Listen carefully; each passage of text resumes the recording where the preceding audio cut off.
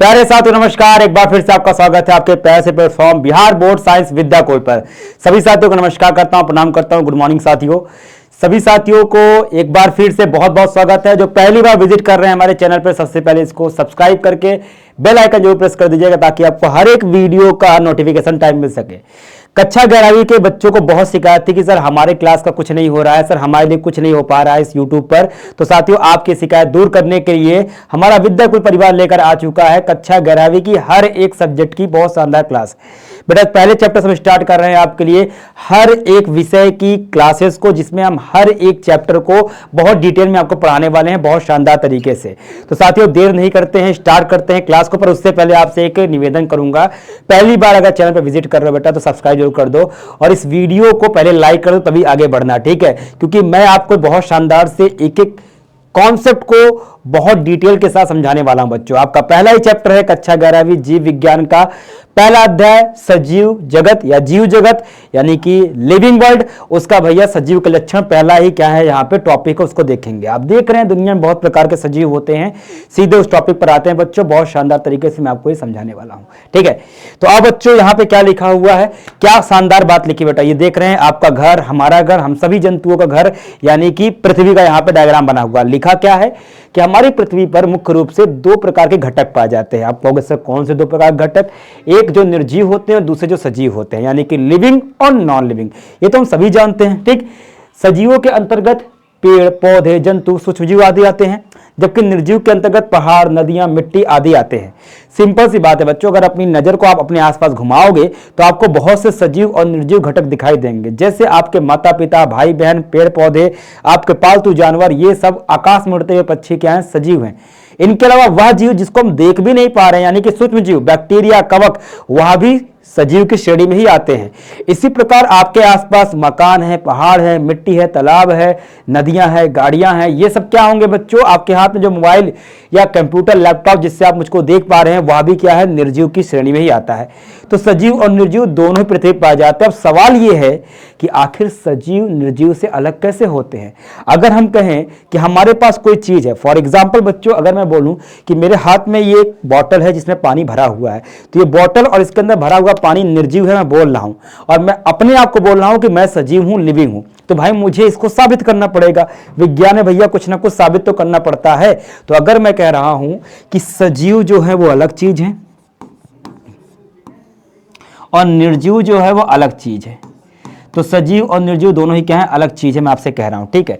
तो अगर मैंने कहा कि ये है पहाड़, एक पहाड़ है, ठीक, और उस पहाड़ से निकलती हुई नदी, और मैं कह रहा हूं कि ये पहाड़ और नदी दोनों ही चीज क्या है, निर्जीव है। अगर मैं ऐसा दावा कर रहा हूं तो मेरे पास कुछ ना कुछ सबूत होना चाहिए। और अगर मैं कह रहा हूं कि एक सजीव है, मान लेते हैं यहाँ पे एक जानवर टहल रहा है, ठीक है, मेरा फेवरेट जानवर, मान लेते हैं बच्चों यहाँ पे एक हाथी टहल रहा है।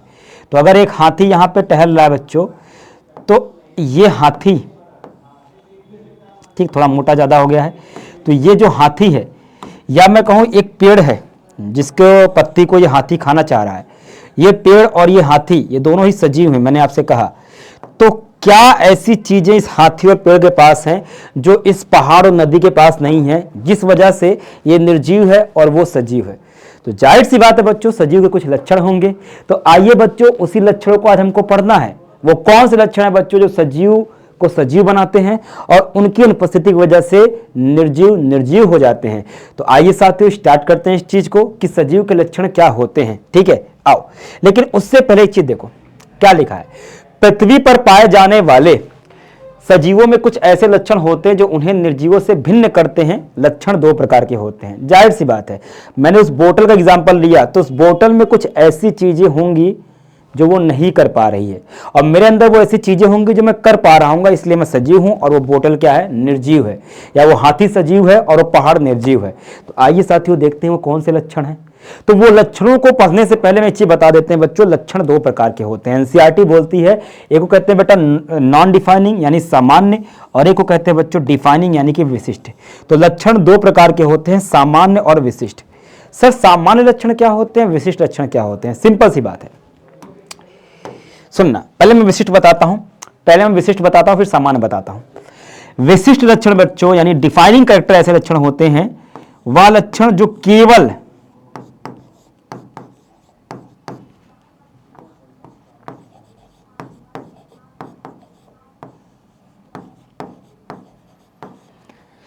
सजीवों में पाए जाते हैं।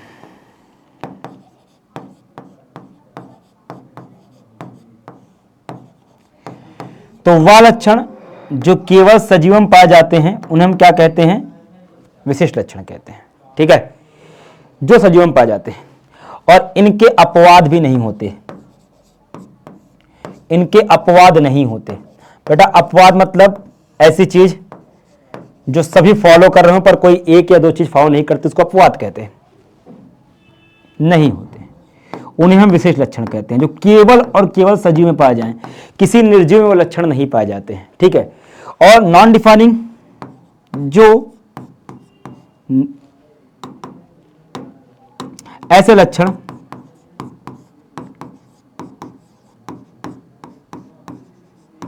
जो निर्जीव में भी हो सकते हैं,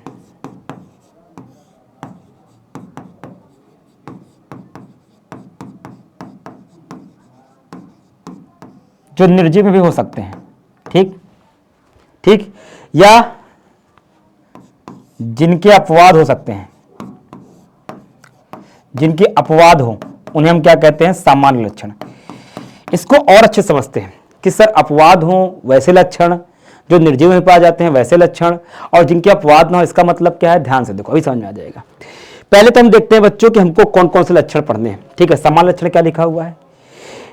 ऐसे लक्षण हैं जिसके अपवाद हो सकते हैं और या निर्जीव में भी पाए जा सकते हैं, उन्हें हम क्या कहते हैं? सामान्य लक्षण कहते हैं बच्चों। ठीक है, जैसे लिखा है वृद्धि और जनन।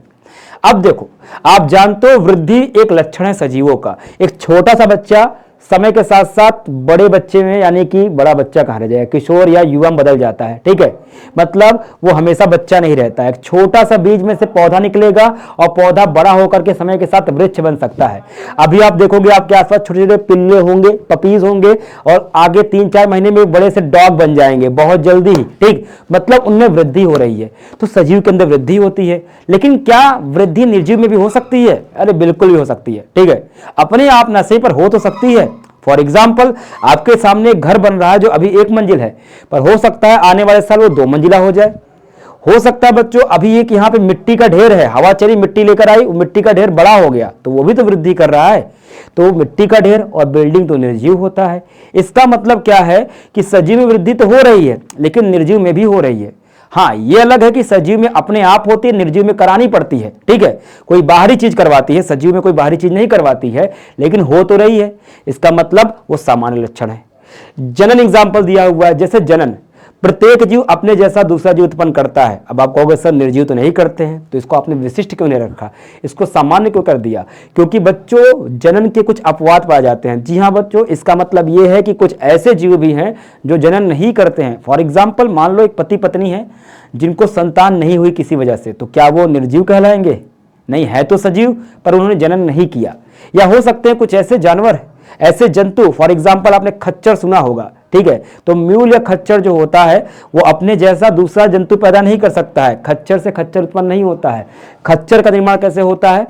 नर गधे और मादा घोड़ा जो होता है, यानी फीमेल हॉर्स जो होती है, उसके लैंगिक जनन से जो संतान पैदा होती है वही खच्चर होती है। या फिर श्रमिक मधुमक्खी, जो मधुमक्खी आप देखते हो शहद बनाती है, वो कभी भी अपने जैसे संतान पैदा नहीं कर सकती है, वो हमेशा रानी मधुमक्खी से ही पैदा होंगी। तो अपवाद हो गया ना, निसंतान दंपत्ति, खच्चर, श्रमिक मधुमक्खी, ये सब जीव होने के बाद भी जनन नहीं कर रहे हैं, तो अपवाद है ना, एक्सेप्शनल केस हो गए। तो क्या बताया, जिसका अपवाद होगा। इसलिए जनन और वृद्धि क्या है? ये एक कैसा है? समान लक्षण। और विशिष्ट लक्षण बताया, एक ऐसे लक्षण है जिनका कोई अपवाद नहीं होता है और यह निर्जीव में कभी नहीं पाए जाते हैं। जैसे एग्जाम्पल, कोशिकीय संगठन, उपापचय और चेतना। फॉर एग्जाम्पल, दुनिया के सभी सजीव कोशिका से बने होते हैं, लेकिन निर्जीव जो है वो कोशिकाओं से मिलकर के नहीं बने होते हैं। ठीक, तो ये बात तो फिक्स है ना, तो इसका कोई अपवाद है और ना ही निर्जीवों में पाई जाती है कोशिका। इसलिए क्या है? सजीवों का विशेष लक्षण है। ठीक, अब बच्चों एक एक लक्षण को देखते हैं। वृद्धि क्या होता है, जनन क्या होता है, कोशिकीय संगठन क्या है, उपापचय क्या है, चेतना क्या है, इन सभी लक्षणों को एक एक करके देख लेते हैं। ठीक, तो पहला है बच्चों यहाँ पे सजीवों के मुख्य लक्षण क्या है? पहला क्या है बच्चों? हमारे पास वृद्धि। पहला लक्षण बच्चों हमारे पास क्या है? वृद्धि। तो आओ देखते हैं बच्चों, वृद्धि क्या है, ग्रोथ क्या है, वृद्धि से क्या तात्पर्य है। ठीक, सुनो, अगर कोई भी जीव है एक्स वाई जेड, ठीक, किसी भी जीव का आकार बढ़ रहा है, मतलब उसका आकार साइज बढ़ रहा है, या उसकी लंबाई बढ़ रही है, या उसका भार बढ़ रहा है यानी कि वेट बढ़ रहा है, या उसकी संख्या बढ़ रही है, ऐसा मैंने क्यों कहा? देखो फॉर एग्जांपल एक पौधा है, यहां पे एक पौधा है, अब पौधे का आकार बढ़ रहा है समय के साथ साथ, मान लो 10 साल बाद यही पौधा जो आप देख रहे हो एक बड़े वृक्ष में बदल गया, तो इसकी लंबाई बढ़ गई, इसका आकार बढ़ गया, और अभी इसका वेट भी बढ़ गया होगा ना, भार भी बढ़ गया होगा, ठीक। तो ये जो हुआ वृद्धि है। इसके अलावा बच्चों संख्या में भी वृद्धि हो सकती है। जैसे मान लो एक जीवाणु है, तो जीवाणु का आकार या भार नहीं बढ़ता है, जीवाणु क्या करेगा, अपने जैसी दूसरी कोशिका बना लेता है, 1 से 2 हो जाएगा, तो ये भी तो वृद्धि है। अगर आपके पास किसी चीज की संख्या बढ़ रही है, 1 से 2 नोट हो गई, तो इसका मतलब पैसा बढ़ गया ना, तो वृद्धि होना संख्या का बढ़ना भी कहलाएगा, ठीक है। तो भैया या तो आकार में वृद्धि होगी, लंबाई में वृद्धि होगी, भार में होगी, या तो संख्या में वृद्धि होती है। जो बढ़ोतरी होती है उसी को हम क्या कहते हैं? वृद्धि कहते हैं, ठीक है, वृद्धि कहलाता है। वृद्धि एक चिरस्थायी अपरिवर्तनीय बदलाव होता है। चिरस्थायी मतलब हमेशा के लिए हो जाता है, परिवर्तन नहीं आता है। ऐसा नहीं कि एक बार बच्चा इतना बड़ा हो गया फिर उसके बाद फिर छोटा हो जाएगा, ऐसा नहीं। एक बार हो जाता है, उसमें कोई रिवर्स नहीं होता, उसमें कोई बदलाव नहीं आता है, फॉरएवर हो जाता है। वृद्धि एक सामान्य लक्षण होता है क्योंकि यह निर्जीव में भी देखने को मिलता है, और निर्जीव तथा सजीव में होने वाली वृद्धि पूरी तरह से एक दूसरे से अलग होती है। कैसे? बताया भी आपको कि सजीव के अंदर वृद्धि जो होती है वो अलग होती है, और निर्जीव के अंदर की वृद्धि अलग होती है। कैसे कैसे कैसे कैसे? देखो इधर देखो, ये आप देख रहे हो, ये पौधा बढ़ रहा है, ये जानवर बढ़ रहे हैं, जिराफ हो गया, या हाथी पर बैठा हुआ लीमर, जेब्रा, गैंडा, हिरन, ये सब में वृद्धि होगी। और ये क्या है बच्चों? ये है एक रेगिस्तान में रेत का टीला। अब देखो इधर देखो, ये पौधा बढ़ रहा है, इसका आकार और लंबाई बढ़ रही है, ठीक है सर। ये सभी जानवर की भी क्या होगी? आकार और लंबाई बढ़ रही है क्योंकि इनमें वृद्धि हो रही है। मुझे एक चीज बताओ, क्या पौधे को लंबा होने के लिए, क्या पौधे का आकार बढ़ने के लिए हमें कुछ बाहर से जोड़ना पड़ता है? क्या हम अपने पौधे में अलग से बाहर से पत्ती ला के चिपकाते हैं? क्या बाहर से ला करके फल फूल लगाते हैं? नहीं ना, अपने आप हो रही बच्चों, अंदर से हो रही है, कोशिका विभाजन के द्वारा होती है। इसकी कोशिकाएं विभाजन करती हैं, कोशिका की संख्या बढ़ जाता है। तो इनमें जो वृद्धि हो रही बच्चों कैसी है? आंतरिक है, इंटरनल है। इनमें जो वृद्धि हो रही है पौधे और जंतु में आंतरिक है बच्चों, आंतरिक वृद्धि, इंटरनल है, ठीक, इसमें और इसमें दोनों में। और स्वतः है, अपने आप हो रही है, कोई करवाता नहीं है, अपने आप। ऐसा थोड़ी ना है कि हम अपने पास डॉग है उसको बाहर से कोशिका चिपका रही हैं, एक मम्मी अपने छोटे बच्चे में कोशिका चिपका रही, खींच रही है, ऐसा कुछ नहीं ना, अपने आप वृद्धि होती है, ठीक है। और साथ ही साथ आंतरिक होती है, कोई चीज बाहरी उसमें नहीं लगती है। लेकिन अगर रेत के टीले को देखो, आज इतना बड़ा है, अगर इसको इतना बड़ा होना है, रेत के टीले को बढ़ना है, तो बाहर से मिट्टी आएगी, बाहर से रेत आएगी हवा के साथ, बाहर से कोई चीज बाहर से आ रही है, अपने आप नहीं बढ़ रहा है, कोई चीज बाहर से आ रही है, तब इसकी वृद्धि होगी। तो इसमें जो वृद्धि हो रही है कैसी बच्चों? वो है बाह्य, बाह्य, ठीक। और किसी चीज के प्रेरण से हो रही है, कोई बाहरी चीज के प्रेरण से हो रही है, स्वतः नहीं हो रही है, ठीक है, बाहर हो रही है। तो बात समझ में आई? अब अगर एक बिल्डिंग बनाना है, 1 मंजिल से 2 मंजिल करना है, तो बाहर से ईंट लगानी पड़ेगी तभी बढ़ेगी, अपने आप नहीं होगा कि एक दिन से 2 मंजिला हो जाएगा, ठीक। तो यहां बेटा आंतरिक और बाह्य दो प्रकार की क्या देखने में मिलती है? वृद्धि। सजीव में क्या होती है? सजीव में हमेशा कैसी वृद्धि होगी? अब समझ में आया बच्चों? सजीव में जो वृद्धि होगी वो आंतरिक होगी और स्वतः होगी।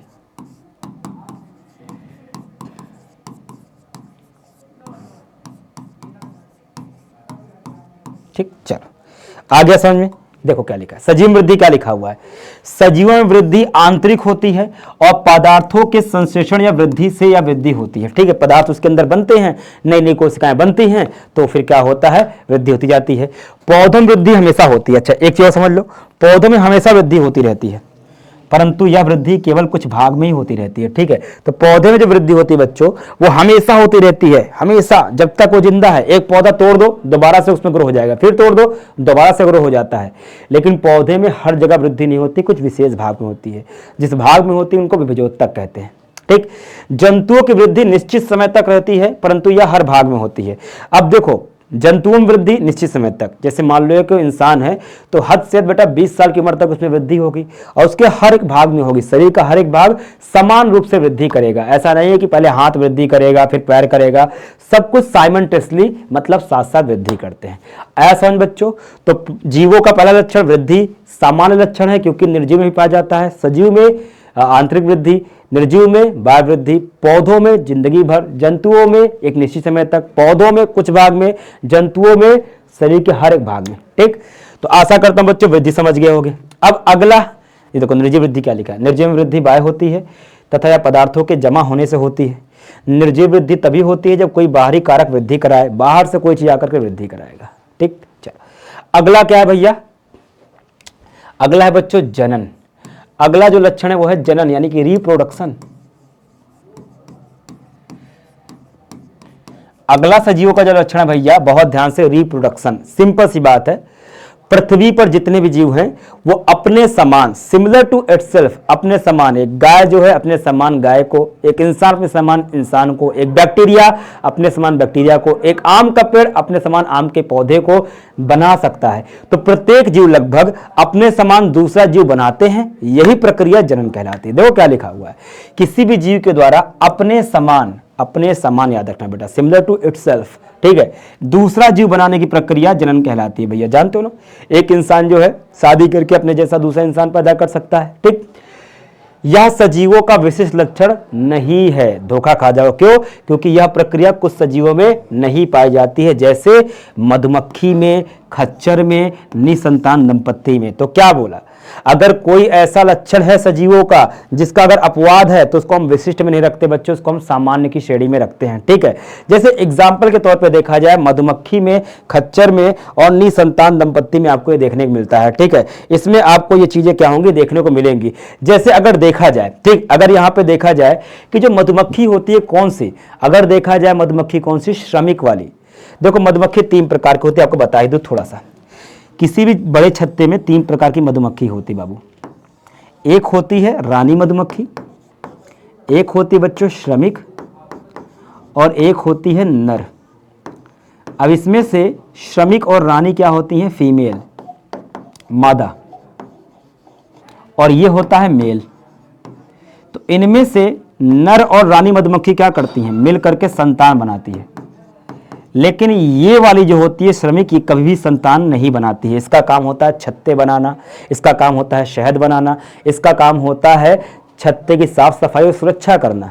तो ये रानी के द्वारा ही उत्पन्न होती हैं, लेकिन कभी भी ये संतान पैदा नहीं करती, इनके जनन अंग विकसित होते ही नहीं है। ठीक है, तो है तो सजीव ही ना, लेकिन जनन नहीं कर रहा है, तो अपवाद हो गया। इसलिए बच्चों हम जनन को विशिष्ट अक्षर नहीं बनाते हैं। खच्चर बताया था, जब भी कभी खच्चर बनना होता है तो भैया जो नर वाला गधा होता है यानी कि जैक जिसको कहते हैं, ठीक है, और मेयर यानी कि घोड़ी, इन दोनों के बीच में जब जनन करवा दिया जाता है तो इससे बनता है खच्चर। खच्चर देखा होगा, घोड़े जैसा रहता है, छोटा सा होता है।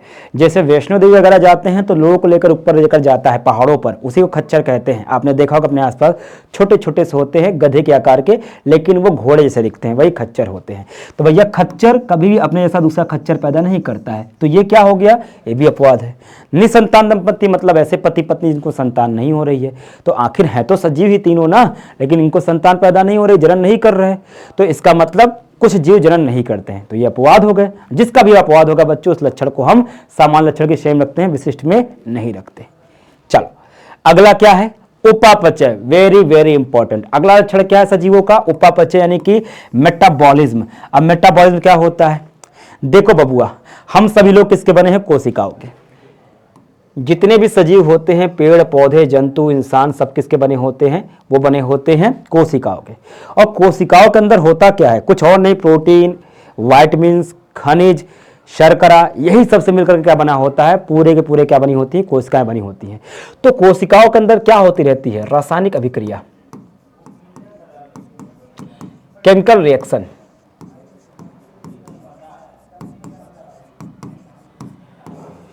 रासायनिक अभिक्रियाएं होती रहती हैं, केमिकल रिएक्शन होती रहती है। और कोशिका के अंदर जितनी भी केमिकल रिएक्शन हो रही है, हर एक चीज बच्चों, पौधे के अंदर प्रकाश संश्लेषण हो रहा है, रासायनिक अभिक्रिया है ना। हमारे अंदर पाचन हो रहा है, रासायनिक अभिक्रिया है। मैं आपको देख पा रहा हूं, सुन पा रहा हूं, दिमाग में जो प्रक्रियाएं चल रही हैं, जो बोल पा रहा हूं, सब का सब, मेरी मांसपेशियों का इधर उधर काम करना, मेरा चलना फिरना, हर एक जीव के अंदर जितनी प्रक्रिया होती है उसकी कोशिकाओं के अंदर होने वाली किसी ना किसी रासायनिक अभिक्रियाओं का परिणाम होती है। और जो कोशिका के अंदर होने वाली रासायनिक अभिक्रिया होती है किसी भी टाइप की, उसको हम क्या कहते हैं? उपापचय या फिर मेटाबॉलिज्म कहते हैं। लिखा है जीवों की हर कोशिका में, पौधा है, जंतु है, सूक्ष्म जीव, उससे मतलब नहीं, होने वाली रासायनिक अभिक्रिया को उपापचय मेटाबॉलिज्म कहते हैं। या उपापचय हमेशा सजीव अभिक्रिया होगी, क्योंकि किसी भी अभिक्रिया को होने के लिए एंजाइम की आवश्यकता होती है। ठीक है, एंजाइम की मदद से क्या होती है? सारी अभिक्रिया होती हैं, और एंजाइम केवल सजीवों में मिलता है, निर्जीवों में नहीं मिलता है। ठीक है, तो ये कैसा लक्षण हो गया है? विशिष्ट। ये कैसा लक्षण हो गया बाबू? विशिष्ट, क्योंकि ना तो इसका अपवाद है और ना ही निर्जीव में पाया जाता है। लेकिन एक मिनट, जितनी भी रासायनिक अभिक्रिया हमारे शरीर के अंदर हो रही है, जैसे प्रोटीन का पाचन, हम प्रोटीन का पाचन लैब में भी करवा सकते हैं। तो क्या लैब में अगर प्रोटीन का पाचन हो रहा है वो भी एक लक्षण है? नहीं बच्चों, कोशिका के अंदर अगर उपापचय कर रहे हैं, कोशिका के अंदर अगर रासायनिक अभिक्रिया हो रही है तो उसको हम विशिष्ट लक्षण मानेंगे। लेकिन अगर कोशिका के बाहर ये उपापचय करवा रहे हैं तो उसको हम नहीं मानेंगे। ठीक है, तो कोशिका के अंदर होने वाला जो रासायनिक अभिक्रिया उपापचय है उसी को क्या कहते हैं? विशिष्ट लक्षण कहेंगे। उपापचय तभी विशिष्ट लक्षण होता है जब वह कोशिकाओं के अंदर हो, अर्थात कोशिका के अंदर होने वाला उपापचय ही विशिष्ट लक्षण होता है, क्योंकि उपापचय परखनली में भी हो सकता है। ठीक है, परंतु वह विशिष्ट लक्षण नहीं होता है। आप लैब में भी तो कर सकते हो। कुछ प्रक्रिया हमारे शरीर के अंदर वसा का पाचन हो जाता है लाइपेज नाम के एंजाइम के द्वारा, तो हम लाइपेज से वसा बाहर भी पचा सकते हैं, लेकिन उसको हम मेटाबॉलिज्म नहीं कहेंगे। मेटाबॉलिज्म उपापचय क्या है? जब कोशिका के अंदर होगी रासायनिक अभिक्रिया तभी उसे कहेंगे। ठीक, चलो अगला क्या है बच्चों हमारे पास? अगला हमारे पास कौन से लक्षण होते हैं? यहां पे लिखा नहीं, मैं लिखता हूं। अगला जो लक्षण बच्चों वो है चेतना, बहुत इंपॉर्टेंट।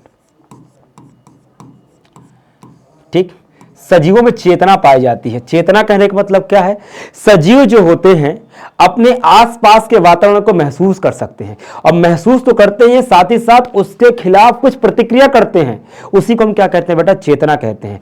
अगर आपको कोई पीछे से बुलाए और भाई क्या हाल चाल, आप पीछे देखने लगोगे। एक पौधे को भैया आप क्या करोगे? एक छुई मुई के पौधे को छुओगे, उसकी पत्ती सिकुड़ जाएगी। बैक्टीरिया के ऊपर दवा डालोगे, बैक्टीरिया भागने लगेगा। तो ये सभी जीव क्या करते हैं? कुत्ते को कहोगे आजा बेटा, आजा आजा आजा आजा, ऐसे करोगे तो पूछना लगेगा। तो हर एक जीव अपने आसपास के वातावरण को महसूस करता है और उसके खिलाफ कुछ ना कुछ प्रतिक्रिया दिखाता है। ठीक है, उसके प्रति। इसी को हम क्या कहते हैं? चेतना कहते हैं। ठीक, ये विशिष्ट लक्षण है। सभी सजीव अपने आसपास के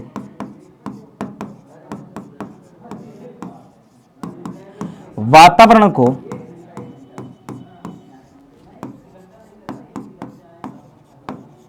महसूस करके उसके प्रति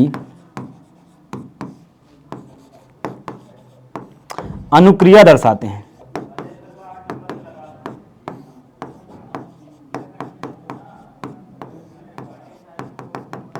इसे चेतना कहते हैं। तो हर एक जीव क्या करता है? कॉन्शियसनेस यानी कि चेतना को दिखाता है। ये कैसा लक्षण है बच्चों? ये सजीव का ही लक्षण है, निर्जीव में ऐसा नहीं होता है। ठीक है, तो यह एक विशिष्ट लक्षण है।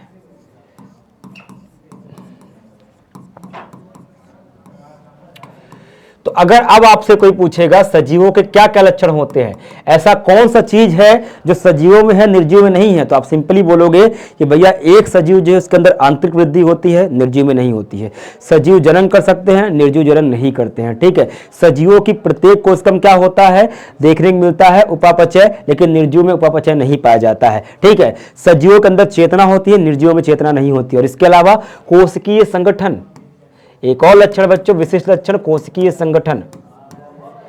तो जितने भी जीव होते हैं, चाहे कोई भी जीव होगा, पौधा है, जंतु है, जीवाणु है, ठीक है, तो प्रत्येक जीव में क्रियाशील कोशिकाओं का, क्रियाशील मतलब कार्य कर रही, क्रियाशील कोशिकाओं का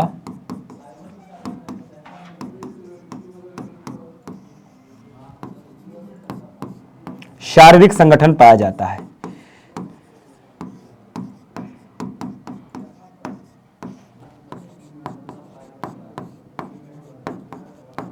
ठीक, ये सबसे विशिष्ट लक्षण होता है किसका? हमारे सभी के सभी सजीवों के अंदर।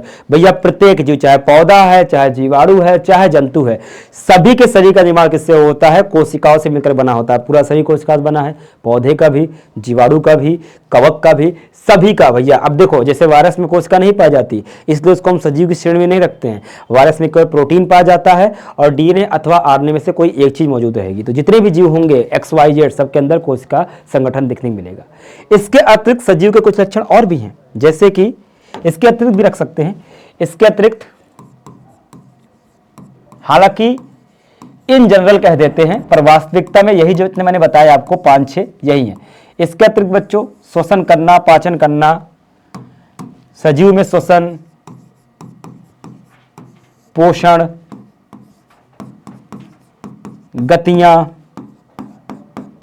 ठीक, ये सब देखने को मिलती है, जो कि आदि कर लेते हैं बच्चों, और भी चीजें होती हैं। ये सब सजीवों के अंदर पाई जाती हैं, जो कि निर्जीवों में प्रायः क्या होती हैं, देखने को नहीं मिलती। ठीक, तो साथियों ये थे सजीव के कुछ लक्षण जो उनको निर्जीव से क्या करते हैं, भिन्न बनाते हैं। ठीक है, तो साथियों आज का टॉपिक यहीं पे हम समाप्त करते हैं। जितने हमने पढ़े उसको हमने देख लिया बच्चों। इस पूरी क्लास का PDF आपको डिस्क्रिप्शन बॉक्स में मौजूद जो टेलीग्राम चैनल है उसको ज्वाइन कर लीजिए, वहां पे मिलने वाला है। ठीक, तो जुड़े रहिएगा साथियों हमारे साथ। आपके लिए बहुत शानदार प्लानिंग कर रहे हैं, आपको ही बहुत शानदार कॉन्टेक्ट आपके क्लास 11वीं के लिए, खासकर की बायोलॉजी के लिए तो जरूर आपको मिलने वाले हैं। तो साथियों क्लास कैसी लगी कमेंट करके बताइएगा। अगर पसंद आई तो शेयर और लाइक भी जरूर करिएगा और चैनल को सब्सक्राइब कर दीजिएगा। मिलते हैं साथियों ऐसे अगली क्लास में, ख्याल रखिएगा। नमस्कार, प्रणाम और जय हिंद।